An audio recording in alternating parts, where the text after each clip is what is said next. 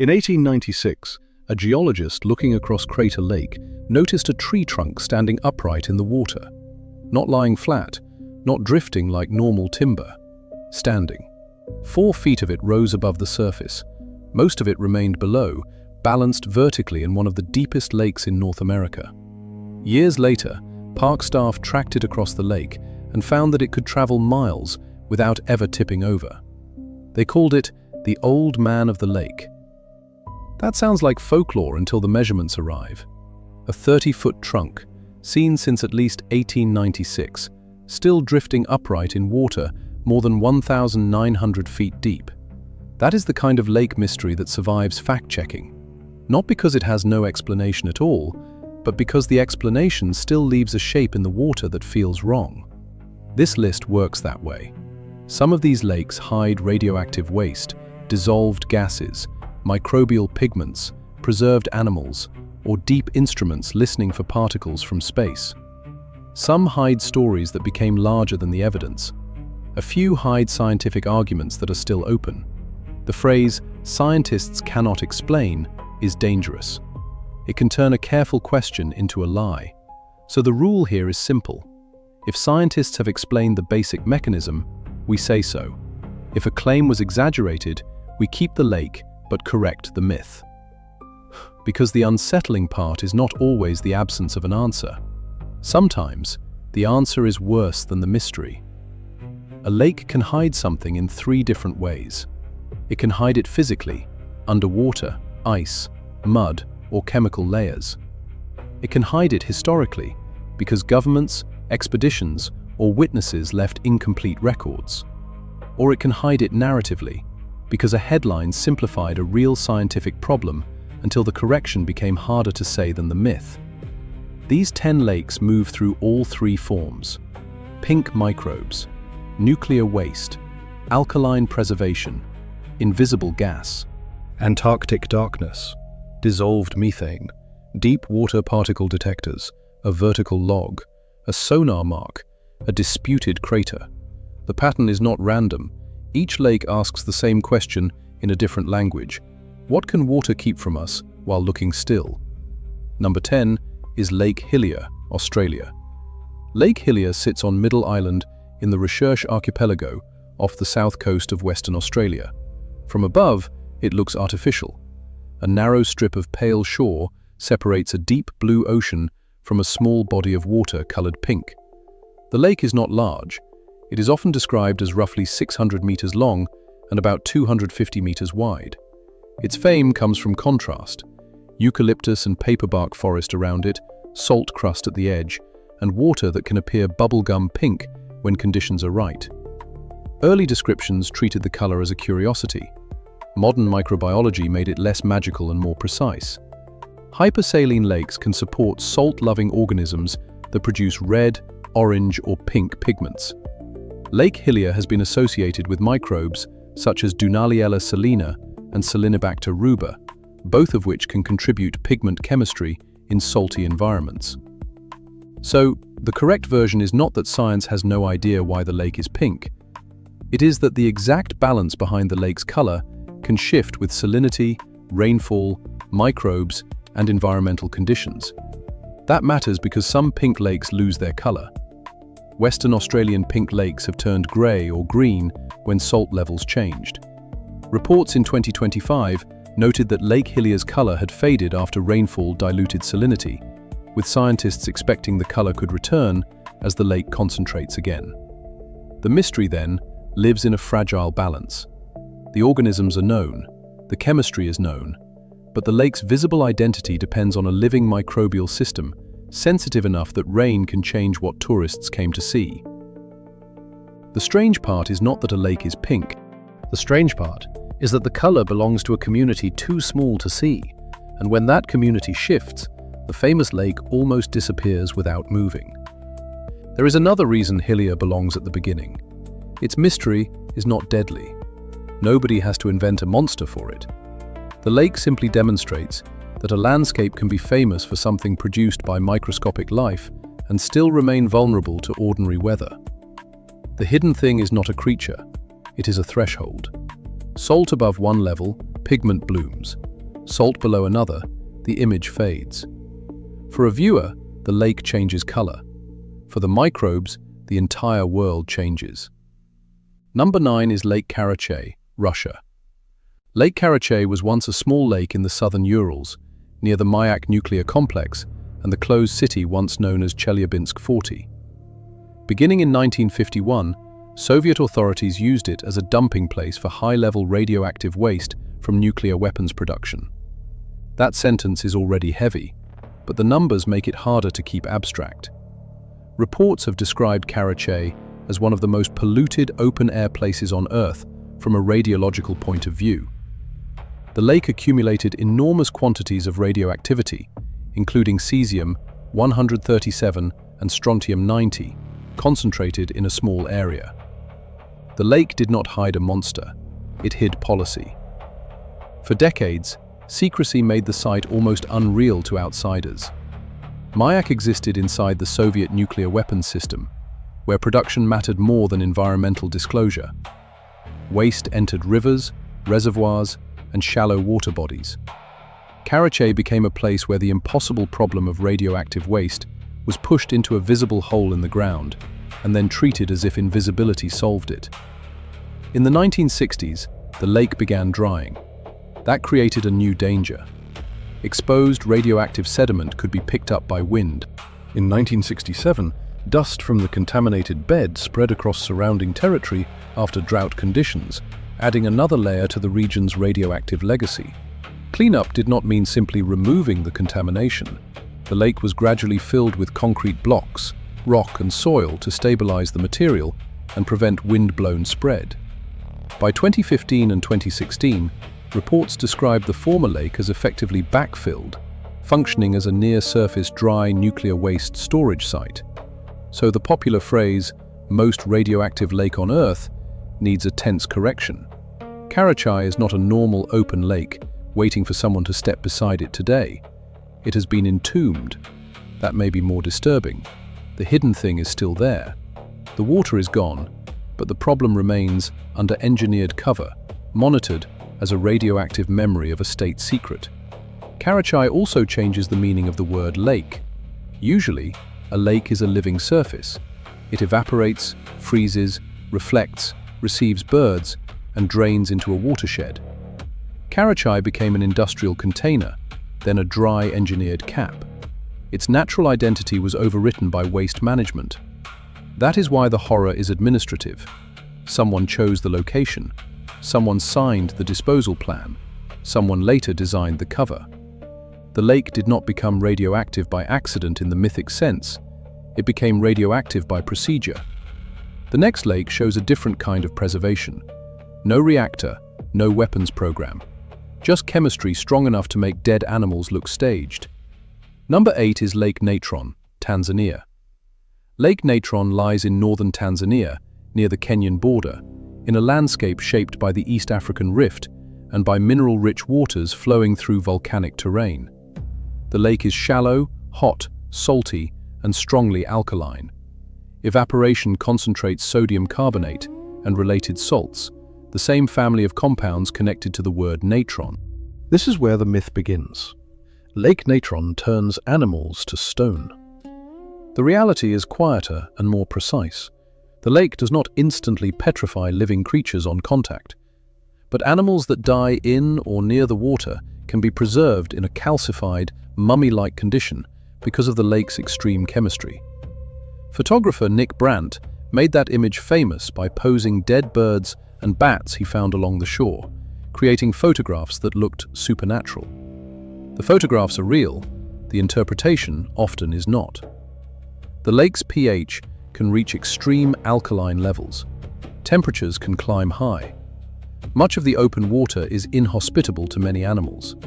Yet calling Natron a dead lake is also false.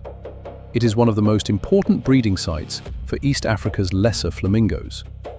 The caustic environment helps protect nesting sites from many predators that cannot easily cross the flats. That contradiction is the point. A lake can preserve corpses and support life at the same time. Its red and pink colors come from microorganisms adapted to hypersaline conditions. Its danger comes from chemistry and heat, not a curse. Its ecological value comes from the same harshness that makes it look lethal. Natron does not hide an unexplained force. It hides a trade-off that feels almost cruel. The same water that can preserve a dead bird into an icon also protects the next generation of flamingos. And from here, the list stops being strange and becomes catastrophic. Number 7 is Lake Nyos, Cameroon. On August 21, 1986, Lake Nyos released an invisible cloud of carbon dioxide. The gas rolled down into nearby valleys and villages. By the end, 1,746 people and thousands of livestock were dead. The lake sits in a volcanic region of northwestern Cameroon. Carbon dioxide enters deep water from below. Under pressure, that gas can remain dissolved, held down by the weight of the lake above it. The danger builds silently because the surface can look calm while the lower layers accumulate gas. Then, something disturbed the balance. The exact trigger remains debated. Scientists have considered a landslide, heavy rain, lake overturn, or another disturbance. But the mechanism of the disaster is understood. Gas-rich deep water rose, pressure dropped, carbon dioxide came out of solution. The release fed on itself, pulling more gas-charged water upward until a cloud formed above the lake. Carbon dioxide is heavier than air. It does not need to burn or poison in the usual sense. It displaces oxygen. People and animals in low places can suffocate before they understand what is happening. Witness accounts and scientific surveys after Nyos turned the lake into a warning system for the entire field of volcanic lake research. Degassing pipes were later installed to vent carbon dioxide in a controlled way and reduce the chance of another sudden release. What makes Nyos so unsettling is that the event was natural but not obvious. There was no lava flow moving toward a village, no visible ash column, no wall of fire.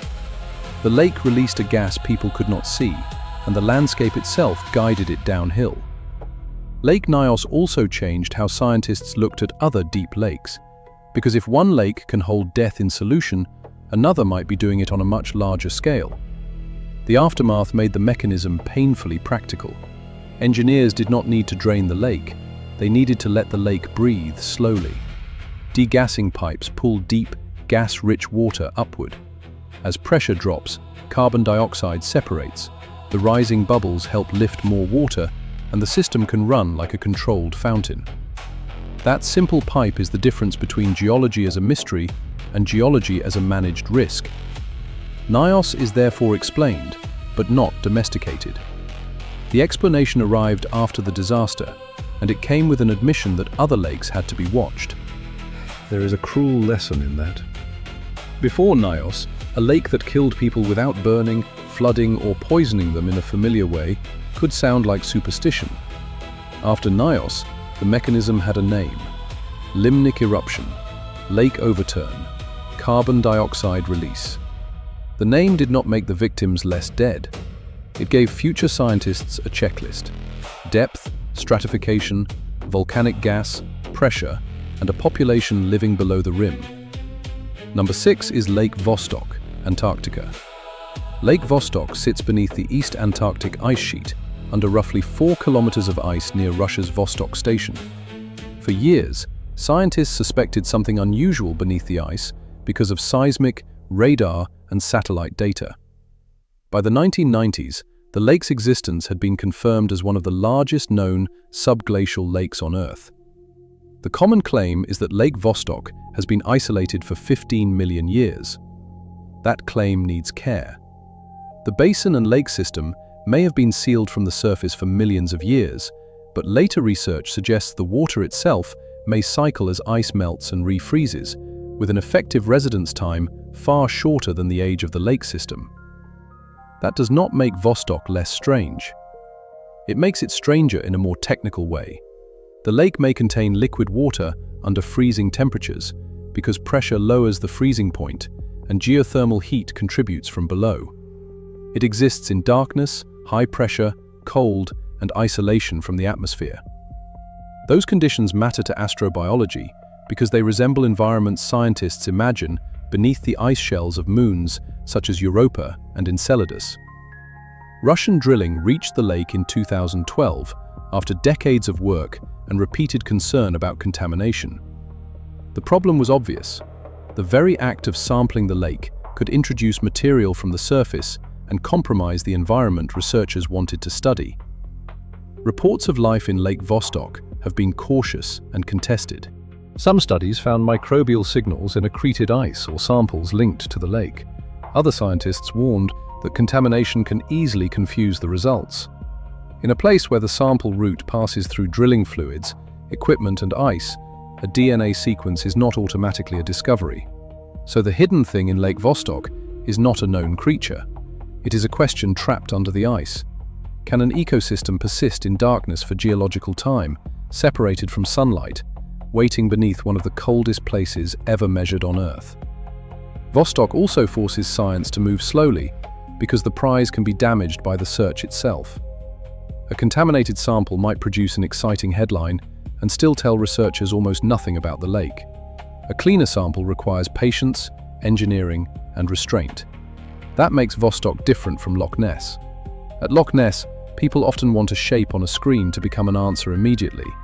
At Vostok, a true answer may require refusing the easy interpretation until the contamination question is solved. The next lake brings the same word back from Nyos, but scaled up until it sounds almost fictional. Number 5 is Lake Kivu, Rwanda, and the Democratic Republic of the Congo. Lake Kivu lies between Rwanda and the Democratic Republic of the Congo, with millions of people living near its shores. It is deep, stratified, and volcanic in its setting. Most lakes mix enough to release dissolved gases gradually. Kivu does not behave like most lakes. Its deep water contains large quantities of dissolved carbon dioxide and methane. Popular summaries often say 300 cubic kilometers of methane could explode. That is not the accurate number. Scientific and energy sources usually describe tens of cubic kilometers of methane, often around 55 to 65 cubic kilometers, plus hundreds of cubic kilometers of carbon dioxide. The carbon dioxide is the suffocation hazard. The methane is the energy resource and combustion risk. That difference matters. Rwanda has built projects to extract methane from the lake and generate electricity. If done carefully, extraction can provide power while reducing some gas pressure. If done carelessly, the fear is that disturbing the stratified layers could increase risk.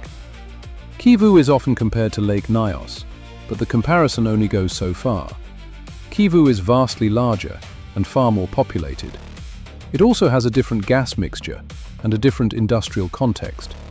Scientists do not treat it as a lake certain to explode tomorrow.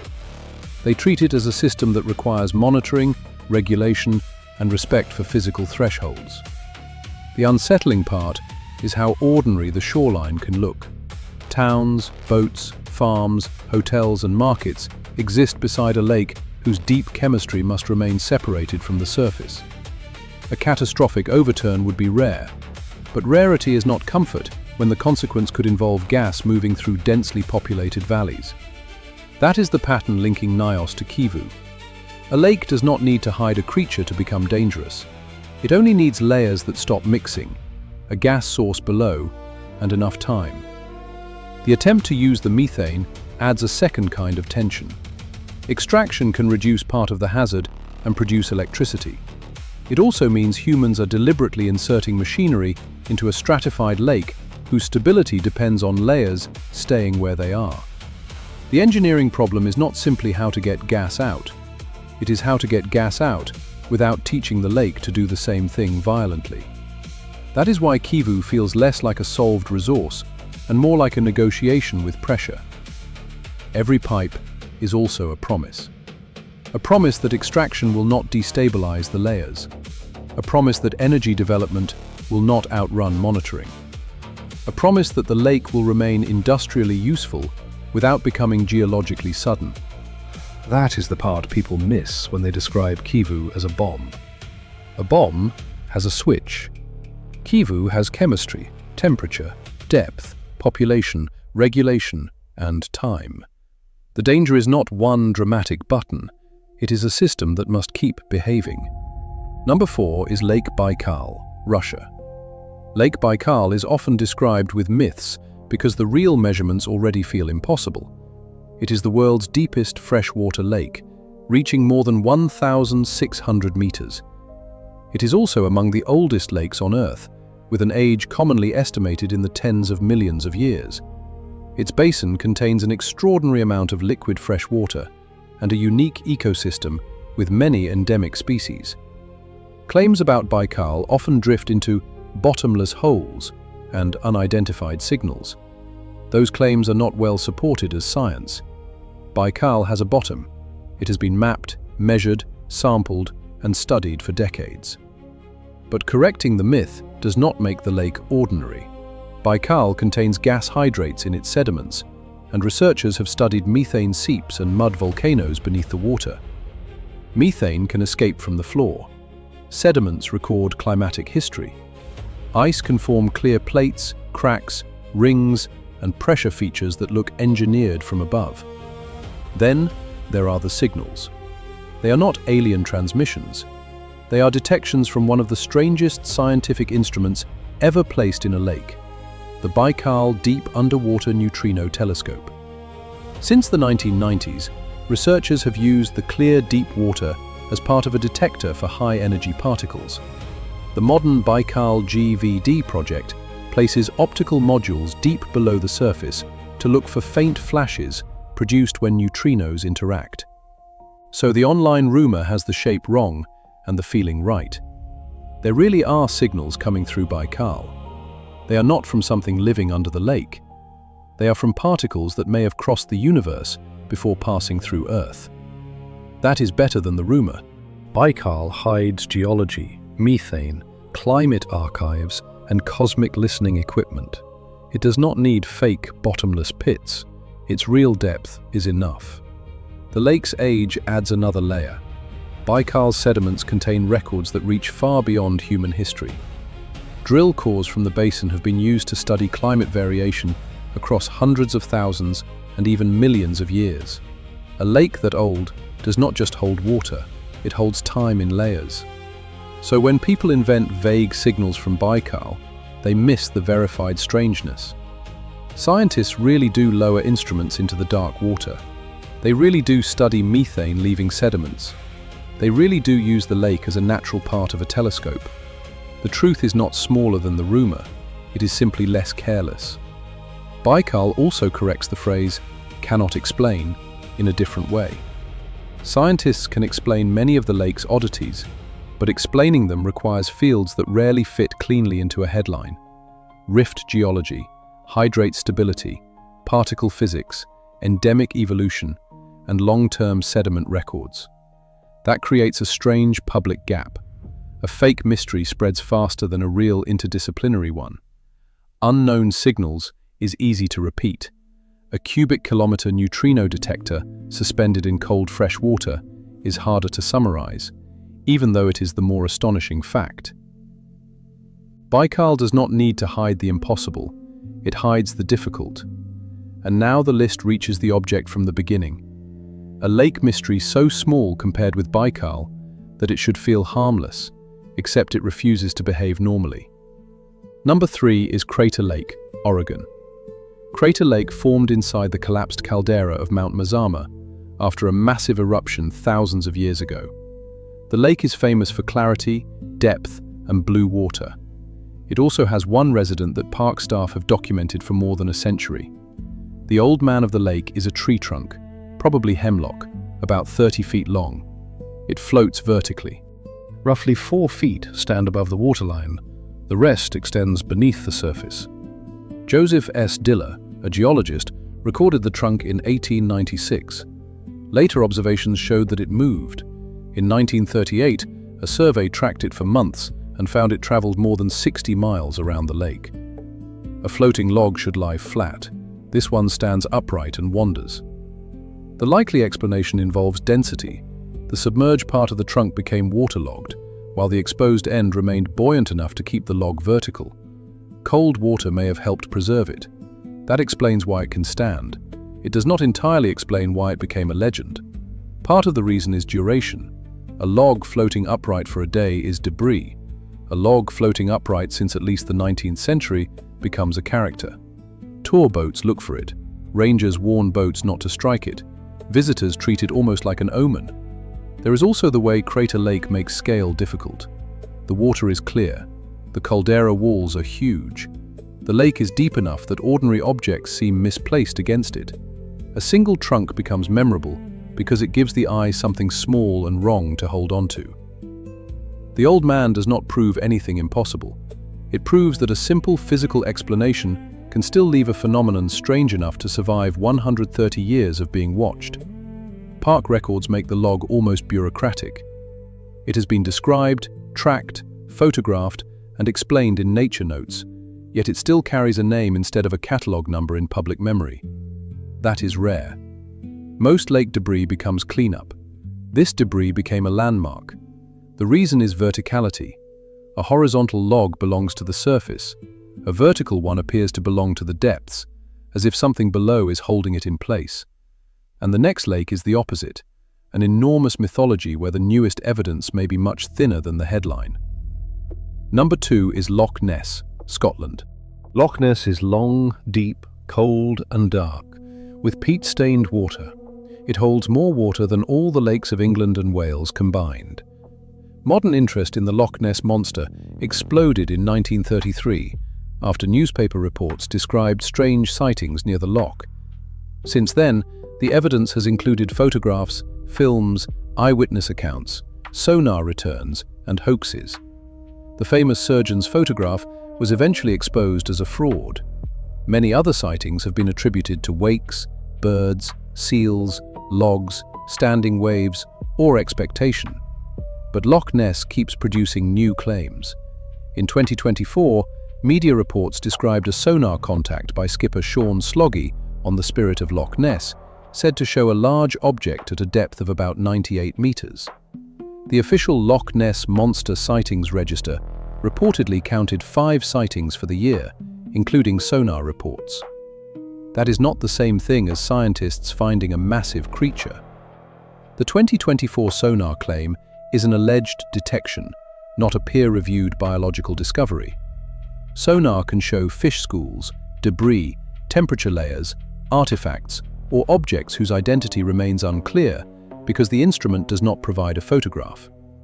A strange sonar return can be interesting without being a monster. The strongest modern scientific work points in a different direction. Environmental DNA research in 2019 found no evidence for large, unknown reptiles, catfish, or sharks in Loch Ness.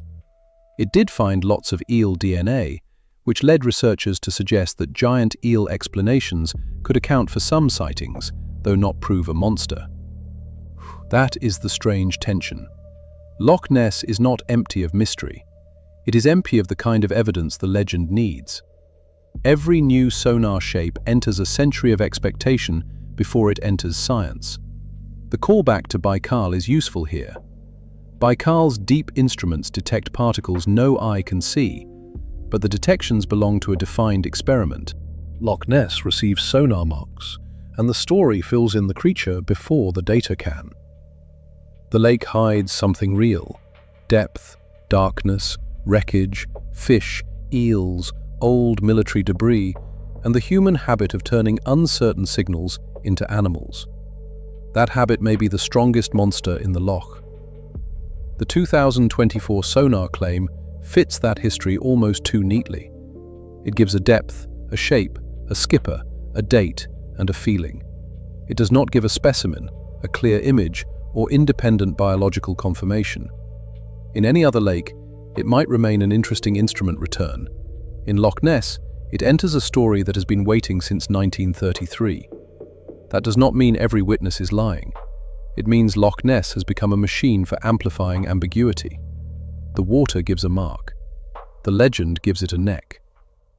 Number 1 is Lake Cheko, Russia. Lake Cheko lies in Siberia, near the region associated with the Tunguska event of June 30th, 1908. That morning, an explosion flattened roughly 2,000 square kilometers of forest.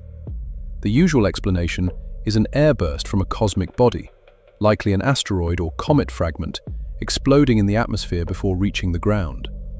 No accepted impact crater has ever been confirmed. That absence created the opening for Lake Cheko.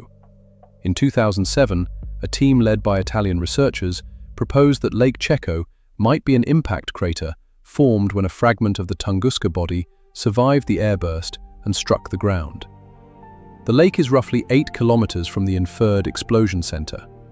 Researchers reported features they considered suggestive: a shape compatible with an impact structure, acoustic data from the lake floor, and a possible dense object beneath the deepest point. Something under the lake. That was the version that turned Cheko into a mystery entry. A Tunguska fragment, a crater disguised as a lake, a piece of the event still buried below the mud. But the scientific argument did not end there. Other researchers objected. They argued that the surrounding terrain and trees did not fit a recent impact crater. They questioned whether a fragment could survive the atmospheric explosion with enough strength and speed to excavate a lake-sized crater. Later sediment work by Russian scientists reported evidence that Lake Cheko is older than 1908, using annual layers and radionuclide markers to estimate an age of at least several centuries. If that is correct, Lake Cheko did not form in Tunguska. But the lake remains important because the disagreement reveals the shape of a real unresolved problem. Tunguska was one of the largest impact-like events in recorded history. It left flattened forest, eyewitness accounts, pressure waves, and global atmospheric effects. It did not leave a clean crater. The 1908 event still carries the pressure of absence. Expeditions searched for fragments. Researchers modeled airbursts. Forest patterns were mapped and remapped. Eyewitness accounts were collected years after the event, often through translation, memory, and distance. Every reconstruction has to deal with missing pieces. Lake Cheko became attractive because it offered physical closure. If the bottom held a fragment, the mystery would have a center. If the basin were a crater, Tunguska would finally leave a wound with an edge. Lake Cheko offered a tempting answer, almost too neat. A small crater off-center, a hidden object, a way to put the missing impactor somewhere specific. The stronger evidence now leans against the simple crater claim. That does not erase the lake from the story. It changes what it is hiding. Cheko may hide no meteorite at all. It may hide the human need for a crater. After Karachay, we know a lake can hide state decisions. After Kivu and Nyos, we know it can hide gas. After Vostok, we know it can hide an ecosystem question under ice. After Loch Ness, we know it can hide expectation inside a sonar mark.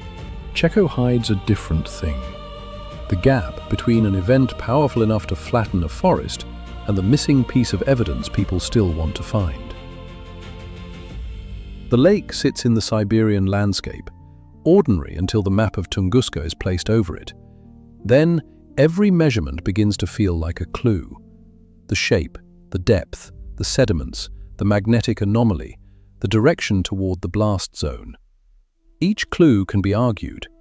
That is a hard kind of mystery for a video, because the responsible answer is not dramatic in the simple way.